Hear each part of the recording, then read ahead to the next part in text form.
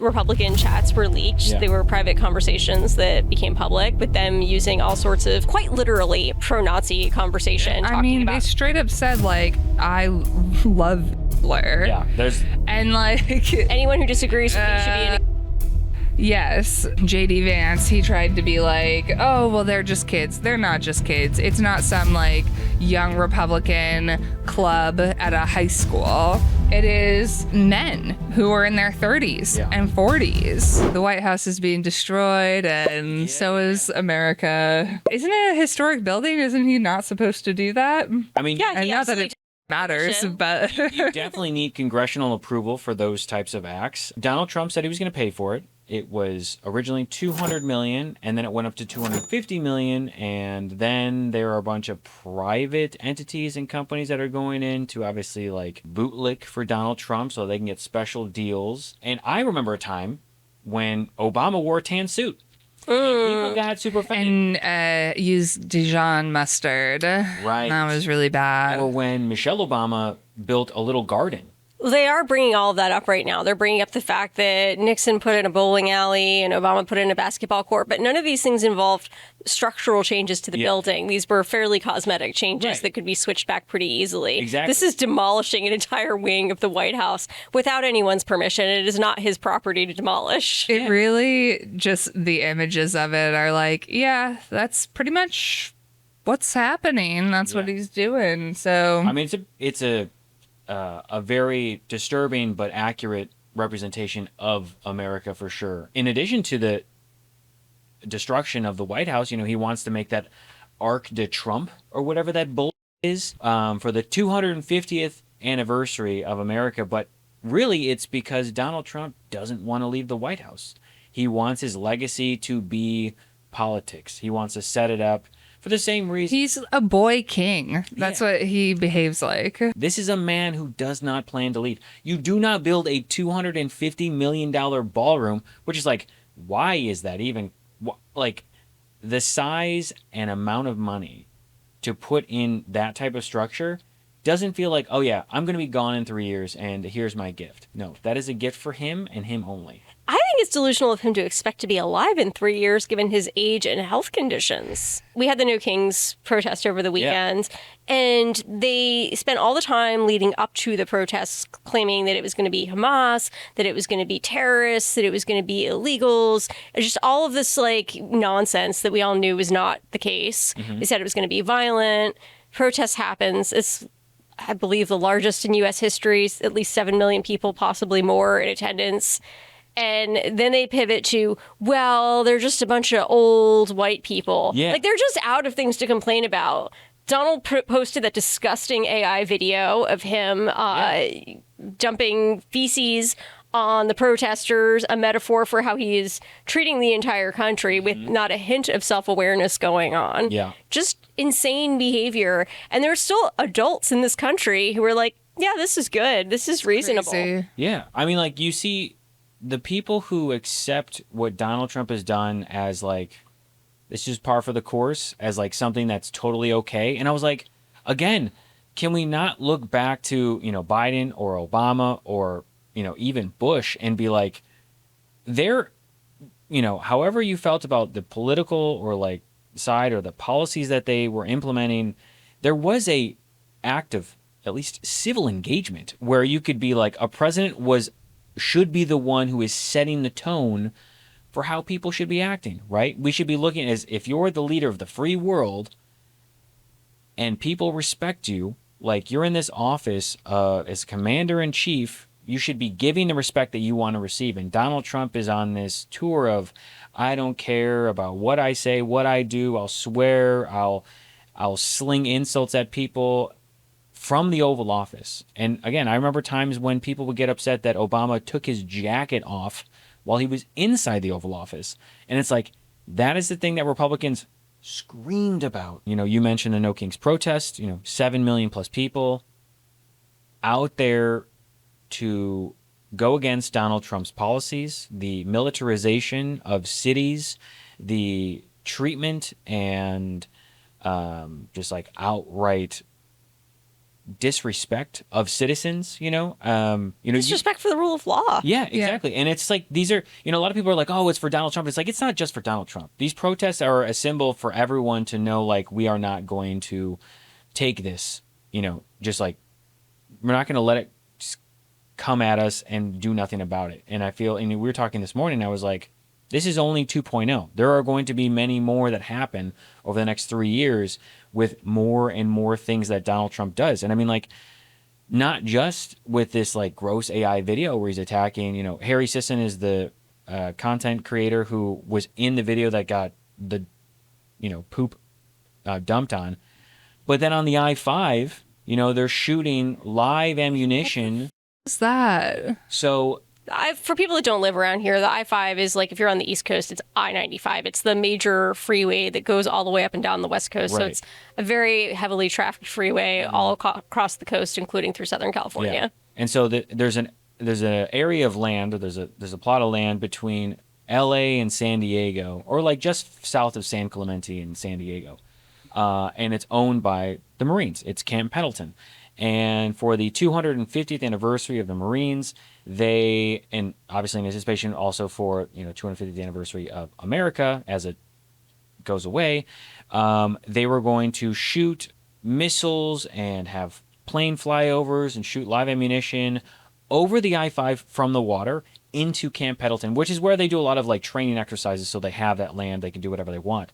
And so Newsom was like, well, I am afraid that they're actually going to go through with this, despite the fact that now there's all this reporting, and they're like, we're not going to do that. And he shuts down I-5 in anticipation and fear of his citizens, people visiting the state that are traveling on the I-5 that need to get up and down the coast between these cities. And thankfully, he did so because they did do that. And the people that had live ammunition that had dropped shrapnel landed on CHP, which is the California Highway Patrol. And, you just have to imagine what would have happened if there were people driving that saw stuff hit their windshield and they like tried to veer off course, accidents, people injured, possible deaths. And Donald Trump, Pete Hegseth, J.D. Vance have no regard for the safety and well-being of us Americans as citizens. And I mean, that's even more true for the people that ICE detained, which is, I think, 170 U.S. citizens that we know of currently. Right. Because some people are getting tracked and other people aren't getting tracked. The same thing with, Alligator Alcatraz, that, some people were being tracked through their database and stuff went missing. They didn't know who actually was there or not there. So it's like, are they alive? We don't know where they are after the fact. Were they, deported off to another country? Who knows? But that just goes to show you, it's like, it's a pattern of a guy who wants to be king, wants to be a dictator, and he just will do whatever he wants without any regard for any of the people that he's supposed to be serving. Because Donald Trump only likes to serve himself. Well, of course. And even if you are of the mind that people who are in the country illegally should be sent back to the country they're from, that's not what's happening. Yeah. Right. So you could be of that mind and still be angry at what's happening, because what's happening is people who are here legally are being arrested and tortured. Yeah. U.S. citizens are being assaulted, tortured, arrested, and not just U.S. citizens that are protesting, which you shouldn't be arresting them either. They have a right to protest. Yeah. But it's also just U.S. citizens who are just out in public with a complexion that makes it look like maybe they don't belong here, which is not how we're supposed to be doing things at all. You like, even if you don't care about immigrants, you should care about your fellow citizens, and you should not be okay with this happening to any American citizen. 170 that we know of? Yeah. It's outrageous. And that was through ProPublica's private tracking, because they're like, we can't get a consistent database to follow, and two, they're not tracking, meaning the government is not tracking how they're supposed to be or how they say they are. And so they were like, well, we have to do this privately now. And so 170 as of now, but there's probably plenty more people. It's probably higher. And so when you look at that, you're like, well, yeah, no people, 7+ million people across the country, 2,600 protests for No King's Day. This is something that makes total sense of why people would stand up. You've got people who are veterans. You got people who were Trump supporters. You got people who voted for him, farmers, military, people who are very into the policies that he was at least promising to implement. And now they're finding out that Donald Trump is in fact a liar, a grifter, a cheat, a bad person, morally, ethically, however you want to put it.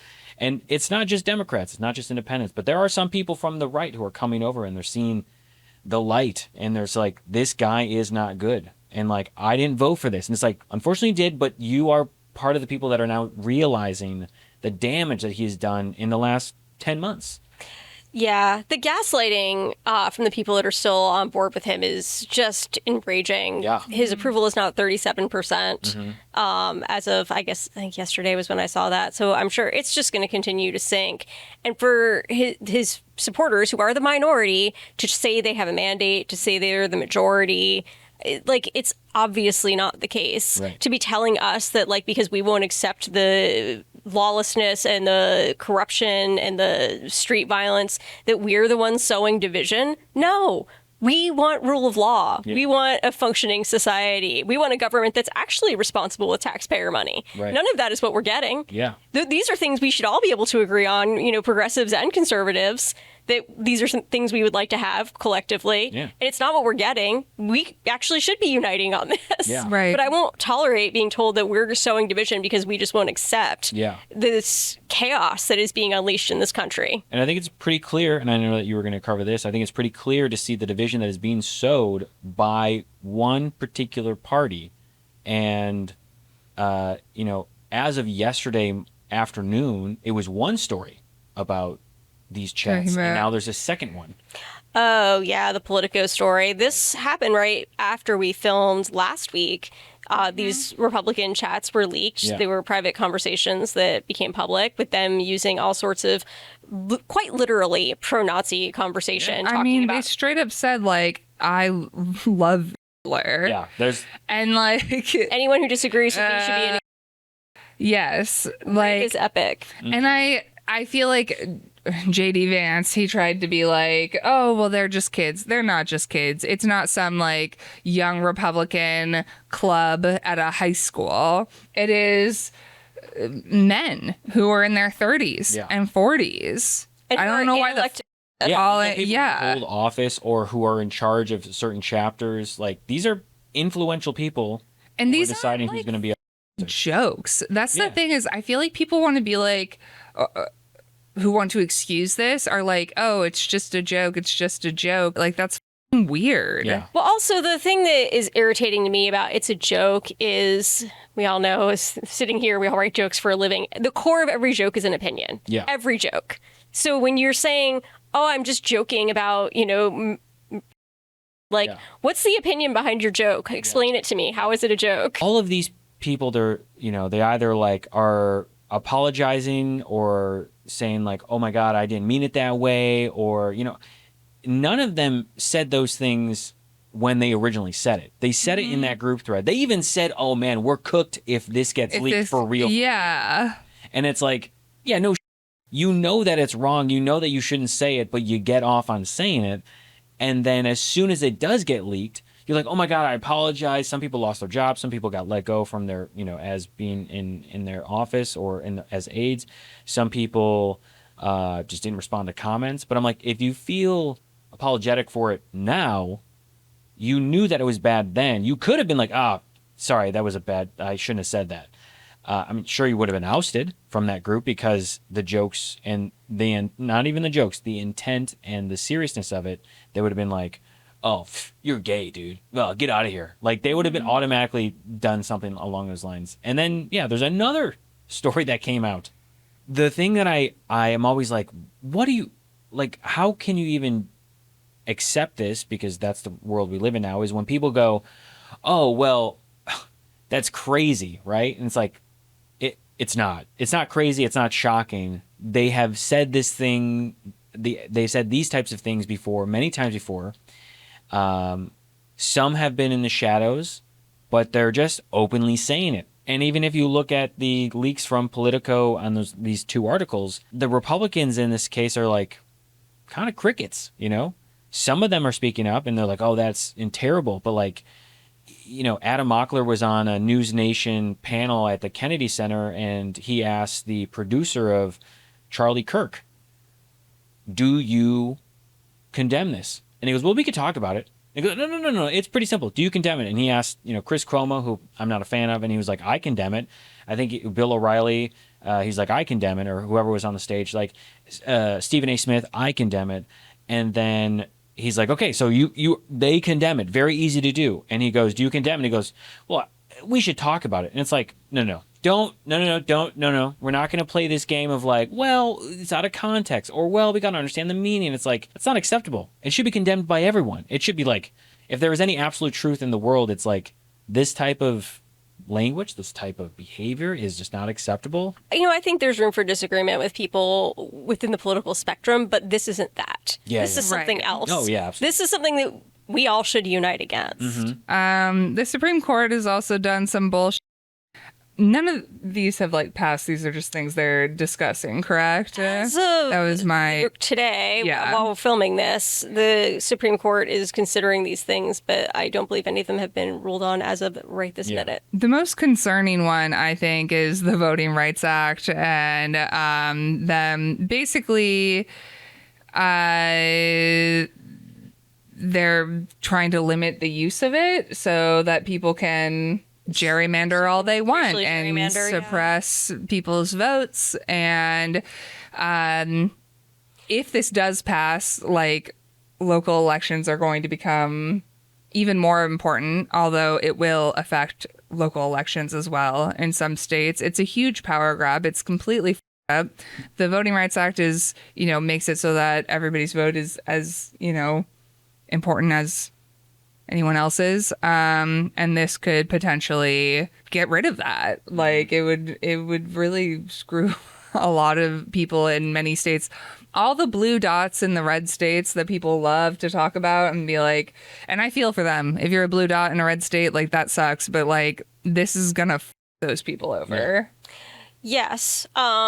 What this will do is clear the way for states and localities that want to engage in racial gerrymandering. It won't automatically racially gerrymander everything. So what is always important, continues to be important, one of my favorite things to harp on is you got to vote in every election. You got to really pay attention to state and local elections. They have weird ones that are like primaries in a random June. They'll send you mail about it. Just pay attention and vote. Yes.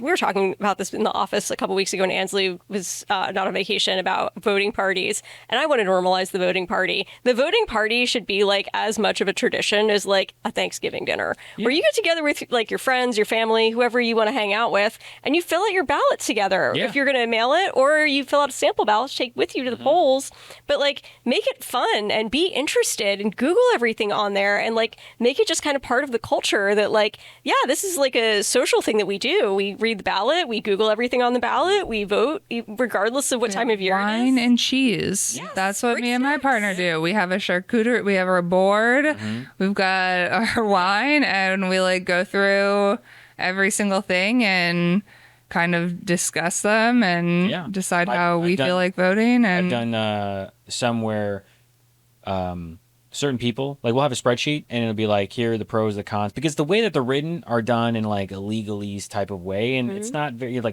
oh, the bond will be used for this, and you're I don't really understand what this is.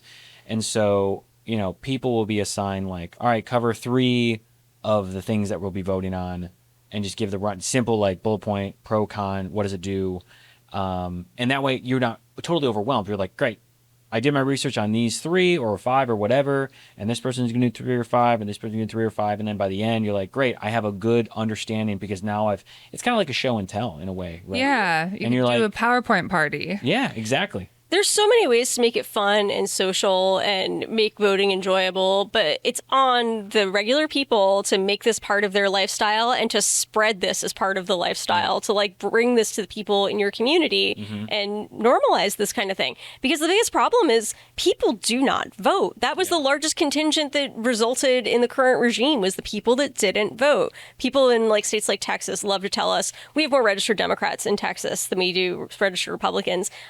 Even if that's true, it's not panning out that way because those people are not voting. Right. Yeah. It's one of those things that it's super simple. And I know that if you're a first time voter or like you don't really vote or you like don't see the importance of it, it's like, well, right now is a clear example of like what happens when you don't vote or when you don't think it's important or when you're like, man, I'm not really, into this. Or like, you're like, oh, both of the major parties who are controlling things, running for president, running for like a higher level office, like I feel like there's issues with both of them, or I don't feel like either of them are all that progressive. That is fair, and that is a solid criticism.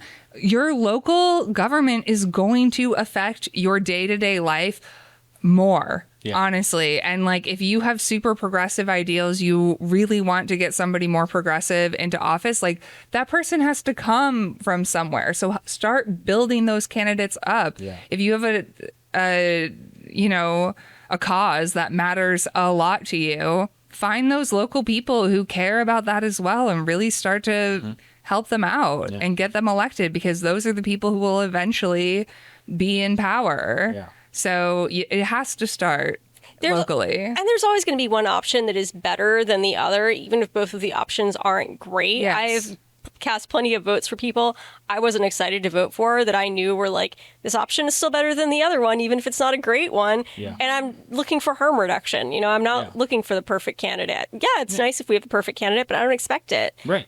Yeah, it's something that you'll never get the perfect this. It's always, again, we've talked about before, which is like, it's in the name, progressive, right? And you have to progress, and you want to. It's all about building blocks, and the idea that you're going to get something perfect the first time through is impossible. Like statistically, will never happen. There will never be a perfect candidate, but you have to look at like where they check the boxes and what they stand for, what they've said, what they promised, what their historical, voting, kind of breakdown is, and so.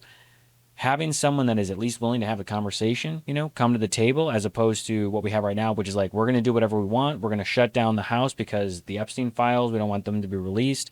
We're going to do this. We're going to do this. I'm going to, use taxpayer funded money to buy these things for me, Donald Trump. And it just shows you like how important, voting is, because if you don't vote and you don't have a say, then these things go by and then you will lose more of your power to vote and your voice, because that's what's at stake. First Amendment, freedom of speech. These people who are peacefully protesting are being completely attacked, physically, and detained. I just saw there's another video of a comedian in Portland who was just on a bullhorn and yelling out, making jokes, and he was in a giraffe costume. It was like a onesie kind of thing. Detained for 24 hours in an ICE facility. They put him. He was on the street and he got pulled in. And like, when you see those things, you have to understand like there's a lot at stake, and there was a lot at stake in the 2024 election. But like in the 2028 election, fingers crossed, there is the midterms, or the 2026 midterms, and then the 2028 election general. Like, I don't know, like what happens after this. Like if we don't show up and we don't vote and we don't actually try to like take over the House and the Senate and turn Donald Trump into a lame duck president, there's a big question mark over the country's like future without people's vote, without your voice being heard, without your, ballot being checked. And that's why it's so important, because like as Tess said, like it starts local, but those people end up going from, whether it be like on a school board to a local representative to a state representative to a U.S. representative or U.S. senator to a governor or a president, like they all move up from there, and it's a domino effect. Yeah. The other thing that drives me crazy is the parties aren't, particularly the Democrats, are not a monolith. Yeah. If you're a progressive and you are like, oh, the Democrats, AOC and Chuck Schumer are both Democrats. Obviously, I greatly prefer AOC. They're very different people. They are both Democrats. So when you say, oh, the Democrats, and you're mad at Chuck Schumer, like you're painting AOC with that brush. You're painting this guy, Graham Plattner, who's running for Senate in Maine, who seems pretty progressive, with the same brush. You can have more progressive people within the Democratic Party if you just read the party platform. Yeah. I can speak for myself. Like, I read the party platform. It's a lot of stuff I agree with. Yeah. So even if there's candidates within the party that I'm like, I'm really not happy with this particular person in the party, I understand, like, we can push for different people in the primaries. We can try and elevate candidates that are more aligned with what we think the party should be, rather than just giving up on the whole of the party. Yeah. When it's like, this is the best shot we have at bringing some pro-democracy people in, even if they're flawed. Yeah. I mean, there's only one party that is actually striving for equality, not being a bunch of racists, properly taxing the billionaires, and also, not trying to send in the military to attack its own citizens. There's one party that is actively trying to make sure those things are done correctly, and they're not hurting people. They're actually making sure that we can properly fund without doing it. It's just like the Republican Party are the ones who are all of these issues out loud. They're just saying it out loud. And there's only one other party, which is the Democrats, who are actively trying to make sure social programs are in place, make sure that people aren't being scammed, make sure that, we're working on housing, and that we're working on living wages, and we're working on health care, which is what Republicans are trying to steal away from upwards of 17 million people. And that's why we have the government shutdown right now. It's like there are people that are showing up to work, and there are people who are not showing up to work. And there's a big difference, and it's pretty clear, like night and day. And then the other just dumb Supreme Court thing that, like, I don't know what's going to happen. They're going to consider whether or not people who regularly smoke pot can legally own guns, which I'm like, I thought this was America. I thought we love guns. Yeah. Well, What? it's just like now, and again, it's like people who voted for Donald Trump are like, oh, they're not going to take away our guns. It's like, pretty sure people who voted for Donald Trump smoke marijuana. I'm like, literally nobody who's smoking weed is like, wow, I'm going to go shoot people now. Yeah, that is the complete opposite. When I smoke or I have an edible or whatever, I'm like, cool, I'm getting in and out, maybe some home state, and I'm going to just watch and hang out. I mean, we'll go to the park with my dogs, but like, there is very little I want to leaving do. my apartment. Yeah, like I am fixated on the idea of like, chilling. it's gonna be chill. I took a melatonin THC gummy the other night, and You shot somebody? I shot somebody. I shot myself to sleep. I was totally relaxed. Took it 30 minutes before going to bed. But like, yeah, it is the complete opposite. Yeah. That's not at all the idea. That's like, oh yeah, Minlu got so high, and I'm like, oh, yeah. Like I'm not gonna function well to do this and actually pull out a shooting. So it's like the idea that they're going to be like, oh, well, it's those pot smokers. Like we are going back to reefer madness. It's insane. If you're going to worry about any substance making somebody more dangerous, alcohol. Alcohol would be it. I was just going to say, who's probably going to lose their mind and shoot somebody? Someone who's drunk. Yeah. I will say this. I don't really see a lot of people who get aggro on weed, but I do see it all the time with alcohol. You got that machismo, vibrato. You're like, oh man, I'm gonna do this thing. You get really like overconfident, easily like triggered by things. Like someone you're says just you hear the wrong thing. You're like, what'd you say, bro? It's like someone's skiing the drunk slopes, people. perhaps? Yeah. I was gonna say that's a drug another. that you You're don't gonna want to get guns in the mix there. See people, especially just when I see drunk men starting to like argue with each other. That is like. I'm sure we've all been in bars where a fight has broken out and you like sense it. Like you're like, oh God, this is like a tinderbox. Like these two guys are like pushing on each other and you're like, oh, this is about to turn ugly. And anybody who is within vicinity is like at risk of also getting hit, also getting hurt. Like, and if they have a gun, that's a problem. Yeah. You know who I think wouldn't do that? NPC Kens. Oh, yes. This was something that came across my feed. Finally, like a story that's fun. Let's get into this because it's just sort of amusing. While we're living in, if a faction of this country has their way, like the 18th century, China is well into the future. They have these things now called Kens, where these wealthy careerist women in China don't want to get married, but they want someone to come and make them dinner, clean their house, hang out. They got these like hot men called Kens that they're paying to come over and provide these services to them, like these himbo types. They have parks for this now, like it's an amusement park and cafes for it where you can go in. The ladies can go in there and take pictures with them and pet them, like an amusement park, but with people. So I don't know. They're having a lot of fun over there, it sounds like, and we are arguing about whether or not it's okay to talk about sending people to gas chambers. Yeah. So yeah, I mean, when you sent the videos, I was like, oh, this is wild. I was like, you truly get this like no strings attached. You're like, great, you'll fold my laundry, you'll make my meal, you'll hang out with me, potentially be my therapist at times to let me like vent about whatever. And then you're like, great, I don't have to put in all the work of feeling like I have to have sex or have to start this long-term relationship or whatever it might be, and be like, cool, I get all the benefits of this without actually like doing it.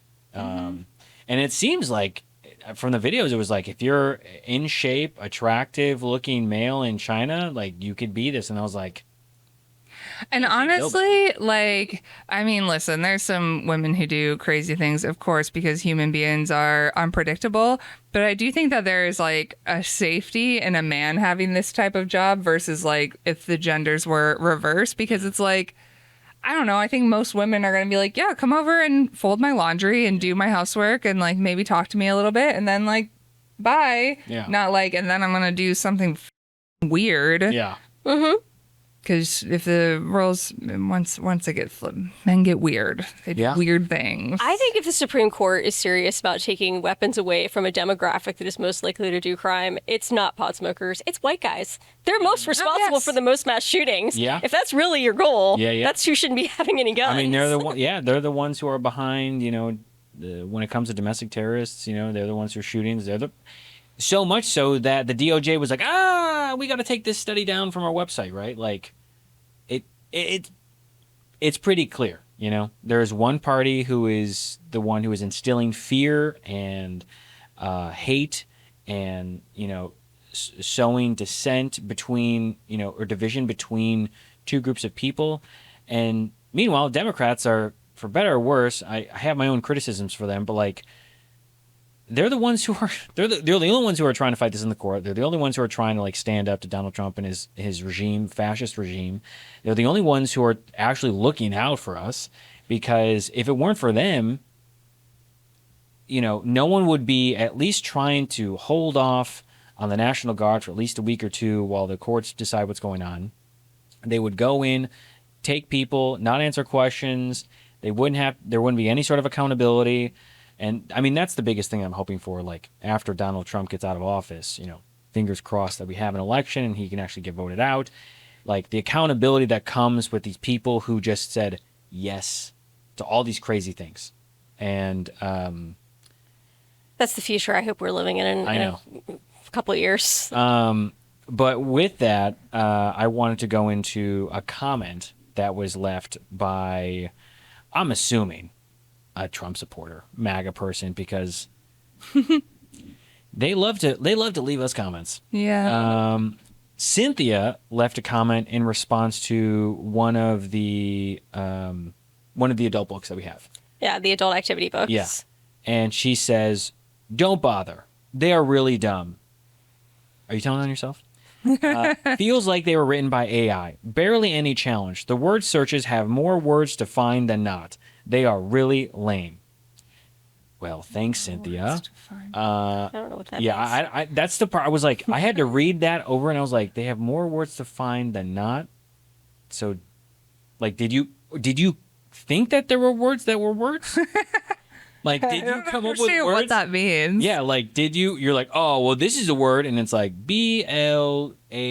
Also, like, in a word search, if there are decoy words in there, like, okay, it's not one of the ones in the word box. Like, what do you mean? And I know for a fact that this is not made by AI. I mean, Matt and I write these books. Matt does all the illustration. I do all the writing. There's no AI involved in any of the creative work that we produce for the company. Not our comedy sketches, not our books, our games, our graphic tees, all done by real human beings that work here. And I think that, we've definitely, responded to comments where people say stuff and we're like, look, we are actually making the shirts. We're making these products. We're in here, fulfilling the orders that people that, wonderful customers have made. Tamara, she got the Adventures in the Abyss, and it's the, complete opposite, She bought the book and she goes, I love them and will buy more in the future. These activity books offer a wide variety of puzzles and are designed so much better than other activity books I've purchased in the past. I love them and will buy more in the future. They are worth every penny.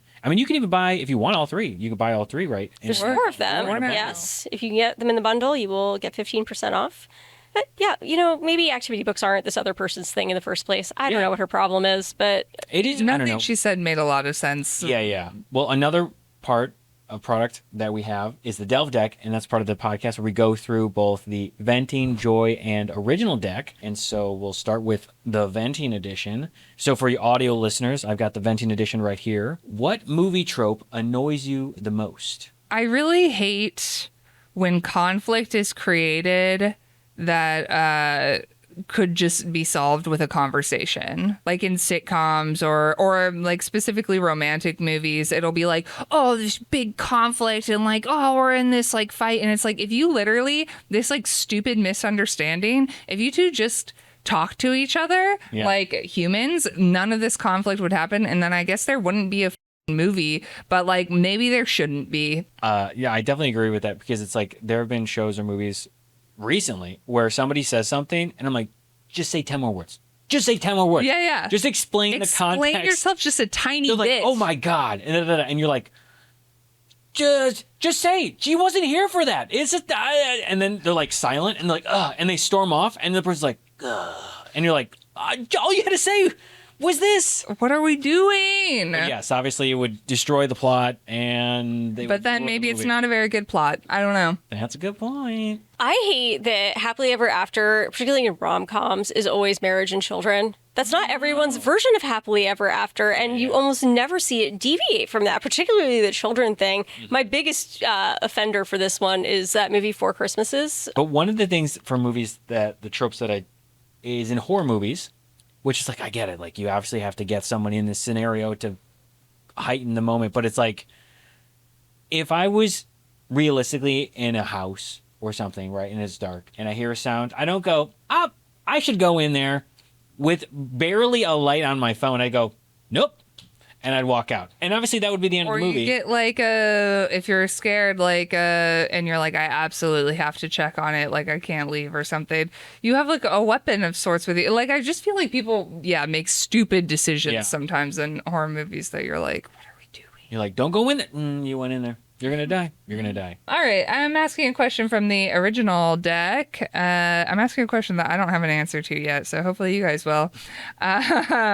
What fictional villain did you find yourself rooting for? There's a lot of stories that make you do that. One that I felt was like very, you realize you're rooting for the villains, but the show makes you, is The Americans, which was a series on FX, which hardly anyone watched, but it was fantastic. It's over now, so you can binge the whole thing. I highly recommend it. But the main characters are Russian spies who live in suburban U.S. and they're working for their government. And so they are the villains, but they are also the main characters. And you do find yourself empathizing with these two that do a lot of really terrible things throughout the series. Yeah. A good sign of a good actor, too, where they're clearly doing bad things. And the question is like, man, how did you like get that villainous kind of thing? And they'd be like, I think Christoph Waltz it was interviewed about Inglourious Bastards, and he plays the Nazi, whatever.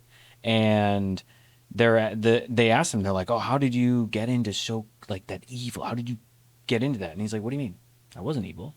Like, what are you talking about? Yeah, the person doesn't believe that they're evil. Think that they're bad, like the other side thinks that they're bad, and both sides think that they're doing something for the good, right? They both think that they're right in that position, and that's how you like humanize a character, and that's how some actors are like, man. The first thing that comes to mind is Austin Powers and Dr. Evil, and it's like, one, I'm like, oh, I couldn't think of like something that's like really evil, but like I look at that, I'm like, oh, this is a guy who. Then you understand later on kind of what his story is, but like at least in the first one, it's obviously a comedy. And so you can't help but laugh at all, like, the things that go wrong for him. I feel like a villain who really deserves a win is Fuzzy Lumpkins from Powerpuff Girls. Oh, he's so adorable. Fuzzy Lumpkins, all he wants to do is be left the alone.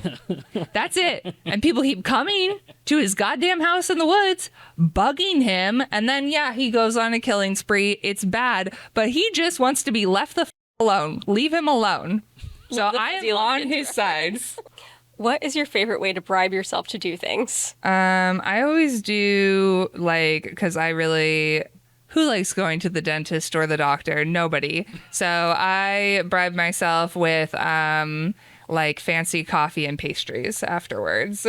And so if I'm, like, gonna go do that, then I know that afterwards I get to go to, like, a nice coffee shop and have a little fancy coffee with a little fancy pastry. I don't know if there's any specific thing, but I usually kind of like, there's some treat, it doesn't have to be like a pastry or something like that, but I do like the approach of being like, if I do this thing, then I can like, you know, oh, I got to go do this work thing. Then I can come back home and like maybe do something, you know, like relax, you know, and take an extra 30 minutes or whatever. I've really been trying to get back into video games. That is like the hardest thing to do. And I really want to tell myself every time I, you know, I'm like, all right, I got did some task, did some job or whatever. I'm like, I should go treat myself by like decompressing and playing some video games. I never get around to it. I love beverages. I'm always bribing myself throughout my day with beverages. Iced coffees, fizzy water with fresh lemon, like the whole day long. I'm just like, complete this like campaign email. You can go get a fizzy beverage. Complete this. You go get a nice coffee. Yeah, I feel that. I was just thinking about I need to deal with my car bumper needs to be fixed. Oh, it needs to be fixed. I haven't done it. But there's a smoothie shop next to my car place. And so I like literally was just thinking, I was like, and they have fancy toast. Oh, it's so good. I love fancy toast. This place, What a Peach, Echo Park. Anyway. Oh, What a Peach? Yeah. Okay. It's really good. But yeah, real fancy toasts and smoothies. And so in my head, I was like, okay, if I finally go get my bumper fixed. I was just going to ask, have you fixed your bumper? No. No, I don't want to. I can't deal with things. All right. Well, tune in next week to see if Tess has fixed her bumper and got Will it be fixed? fancy toast. That's it for the Boredwalk podcast. If you want to get yourself one of these Delve decks or one of the adult activity books, you can go to boardwalk.com. And until next week, we'll see you later, you glamorous gremlins. Ooh.